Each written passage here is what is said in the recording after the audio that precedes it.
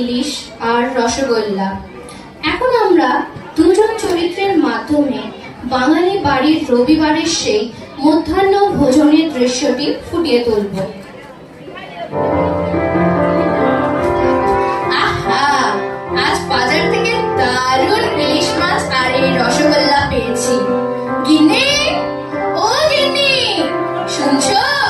এই দেখো আমি কি এনেছি। গিন্নি, কি হয়েছে বলো? ও মা, এ তো ইলিশ আর রসগোল্লা।